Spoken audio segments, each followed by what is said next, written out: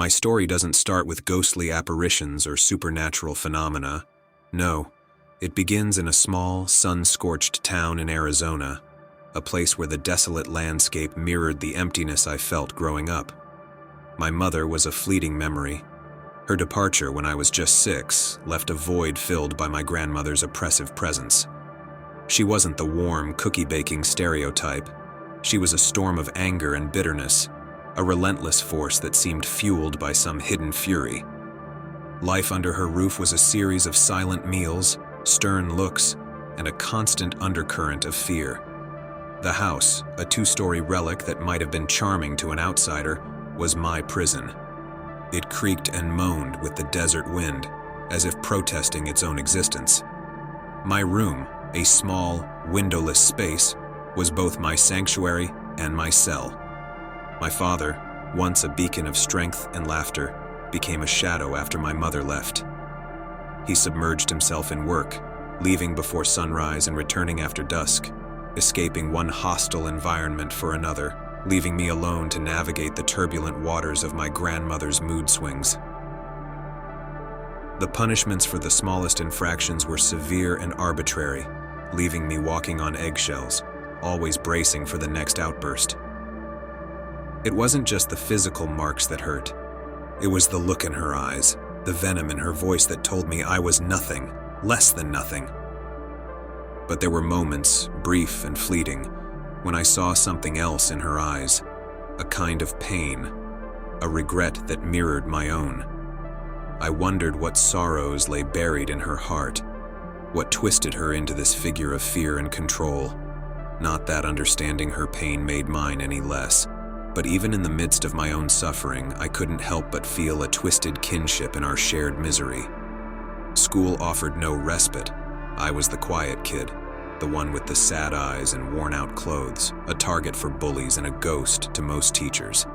I harbored dreams of escape, of finding my mother, of a life beyond the stifling confines of that house in town. But they were just that, dreams, as intangible as the shifting sands of the desert. The day my grandmother passed away was a day like any other, marked by the same oppressive heat and the dull routine of chores and silence. But when the call came, when I saw the look on my father's face, I knew everything was about to change. Relief, guilt, sorrow, freedom. All these emotions collided within me, leaving me breathless and disoriented. Her death marked the end of my haunted childhood, but it was also the beginning of a new chapter, one that I hoped would be filled with peace and new beginnings. Little did I know, the shadows of the past were not so easily outrun. The chains of memory were long, and they stretched far beyond the confines of that old, creaking house in the desolate Arizona landscape. The aftermath of my grandmother's death was a whirlwind of emotions and procedural formalities, funeral arrangements, sympathetic murmurs from distant relatives, and the stark emptiness of the house that had once been filled with her formidable presence. In the weeks that followed, I found myself walking through the rooms, expecting to hear her voice or see her shadow. But there was only silence, a silence so profound it felt like another kind of noise, pressing in on me from all sides. My father, who had been distant for so long, seemed equally lost in the vast quiet left by her passing. We were like two ghosts, haunting our own home, unsure of how to relate to each other without the common enemy of my grandmother's wrath. Our conversations, when they happened, were stilted, filled with awkward pauses and unasked questions. The decision to leave Arizona came to me gradually, like a sunrise after the longest night. There was nothing left for me there, no chains of love or warmth, only the cold shackles of bad memories and lost time. I wanted to escape, to find a place where I was just another face in the crowd, not the kid with the sad story. Choosing a new city was like throwing a dart at a map, an act of random fate. I ended up selecting a small coastal town several states away, drawn by the promise of the sea and the anonymity it offered. The move itself was a blur of packing boxes and long, silent drives. my few possessions filling the back of an old rented truck, the landscape changing outside my window from barren deserts to rolling hills, and then to the sprawling open sky of the coastline. My new apartment was on the third floor of an aging building with peeling paint and creaky stairs, but to me, it was a castle. It was small, just a single bedroom, a living area, and a tiny kitchen, but it was mine. The windows let in the salty breeze, and on clear days, I could catch a glimpse of the ocean, a sliver of blue that promised new beginnings. For the first few weeks, I reveled in my newfound freedom. I wandered the streets of my new city, learning its rhythms and secrets, the local haunts and the quiet spots. I found a job at a local bookstore, a cozy, cluttered space that smelled of old paper and coffee, a stark contrast to the sterile, silent house I had left behind. But as the novelty of the new surroundings started to wear off, an underlying sense of unease began to take root. At first, I chalked it up to the normal anxieties of starting over, the natural loneliness that comes with being in an unfamiliar place. I made efforts to socialize, to build a new life from the ground up, but connections were slow to form, and the nights were long and filled with too much silence. It was in this silence that the past began to whisper to me once more. The freedom I had sought seemed increasingly like a fragile illusion, a thin veneer over a reality I couldn't escape. The weight of my grandmother's legacy, the depth of the scars left by my upbringing, began to press in on me, a reminder that while I could leave Arizona, I couldn't leave myself behind. Nightmares, once a rare occurrence, now became a nightly ordeal. In these dreams, I was back in the house, back under my grandmother's watchful, angry gaze. I would wake up gasping, the echoes of her voice still ringing in my ears, the lines between past and present blurred by sleep and fear. The transition from a haunted childhood to a seemingly free adulthood was proving to be more complicated than I had anticipated. Freedom, I was learning, was not just about changing your location. It was about confronting the ghosts of your past, a task I was only just beginning to understand. The nightmares began innocuously enough, mere echoes of my past that I could brush off upon waking. But as the days turned into weeks, they intensified, morphing into vivid, terrifying experiences where I was once again a helpless child under the tyrannical rule of my grandmother. These weren't just bad dreams. They were replays of my worst memories, with a vividness that left me breathless and drenched in sweat in the dead of night. The terror wasn't confined to the dream world. It began to seep into my waking hours, the line between reality and nightmare blurring. My apartment, once a haven of peace and solitude, started to feel oppressive, as if the walls themselves were closing in on me. Objects I had placed one way would be found in another. Doors I had left open were inexplicably shut, and lights would flicker without reason. Rational explanations eluded me, leaving a seed of fear that began to grow with each unexplained occurrence. The most unsettling change was the atmosphere of the apartment itself. There was a palpable sense of being watched, a gaze I could feel but never meet, a pressure on the edge of my vision that vanished whenever I turned to look. It was a hauntingly familiar sensation, reminiscent of the oppressive scrutiny I felt under my grandmother's watchful eyes. But she was gone, wasn't she?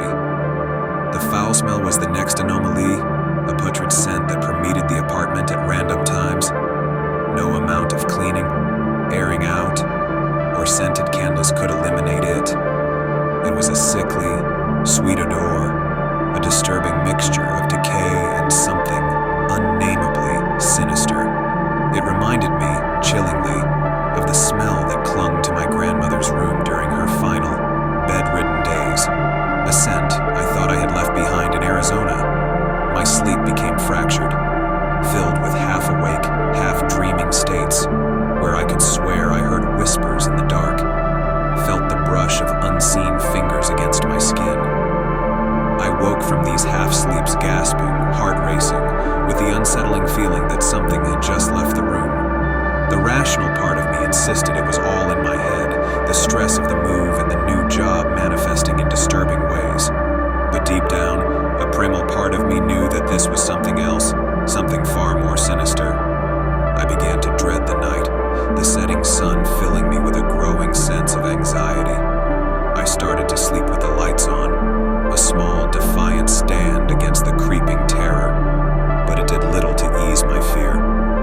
The darkness seemed to seep through every crack, every small space where light did not reach, bringing with it the shadows and whispers of my past. It was during this time that I became truly isolated. My interactions at work became mechanical. My attempts at socializing ceased altogether. Friends I had started to make in the new city fell away, confused and perhaps a little alarmed by my increasingly haggard appearance and distracted demeanor. I was trapped in a cycle of fear and confusion, unsure of who to turn to, who would believe the illogical turn my life had taken. The culmination of this terror came one evening as I was washing dishes, a mundane task that offered no protection from the encroaching shadows. The air around me grew inexplicably cold, and the hairs on the back of my neck stood on end. I felt an unmistakable presence behind me, a weight of malice and anger so familiar, so akin to my grandmother's oppressive energy, that I froze, my heart pounding in my chest. I turned slowly, half expecting, half dreading to see her there, but there was nothing. Only the flickering shadow of the room reflected in the window before me, a mocking echo of my fear. But it was enough to shatter the last of my denial. I was not alone in this apartment. The past I thought I had escaped was here with me, as real and as terrifying as it had ever been in that small, sun-scorched town in Arizona. The decision to set up a camera in my apartment was born out of a mixture of desperation and disbelief. My friend's suggestion, initially met with skepticism, became a last-ditch effort to cling to some semblance of rationality. "It's probably just your imagination," they had said, a well-meaning attempt to assuage fears they couldn't possibly understand. But the idea took root, a beacon of hope that perhaps I could prove to myself that these occurrences were just the products of an overstressed mind. I set up the camera with trembling hands, a small, inconspicuous device perched on a shelf, its lens encompassing the entire room. That night, I tried to sleep, the knowledge of the camera's silent vigil both a comfort and a source of anxiety. Each creak and whisper of the apartment seemed magnified, as if aware of the watchful eye that now recorded its secrets. The next morning, I approached the playback with a sense of foreboding, my heart heavy with the fear of what I might find, or might not find. The normalcy of the first few hours of footage did little to ease my anxiety, each mundane detail a reminder of the surreal contrast between day and night in my life. Then, as I fast-forwarded through the frames, I saw it. A distortion, a ripple in the air, as if the room itself had sighed. My breath caught in my throat as I watched, transfixed, as the shape became clearer, more defined. It was her, unmistakably so, the stern line of her mouth, the harsh set of her shoulders, an ethereal version of my grandmother standing at the foot of my bed, watching me as I slept, unaware and vulnerable. The revelation was a physical blow, a confirmation of my worst fears. The camera, meant to be an instrument of truth, had instead become a witness to my nightmare. There she was, a ghostly figure bound to neither time nor reason, existing in a space where she had no right to be. The implications were terrifying, a breach of the natural order, a violation of the sanctity of life and death. The footage continued, the minutes stretching out like hours, as I watched the figure of my grandmother move around the room with eerie familiarity. She seemed to be searching for something, or perhaps savoring her intrusion into my life, her presence an unspoken taunt that chilled me to my core. I was left reeling, the foundations of my reality shattered. The apartment, once a sanctuary of independence and new beginnings, was now a haunted ground, a stage for a ghostly vendetta that defied logic. The isolation I had felt was now complete, a chasm between me and the rest of the world, between my lived experience and the shared reality of others. The days that followed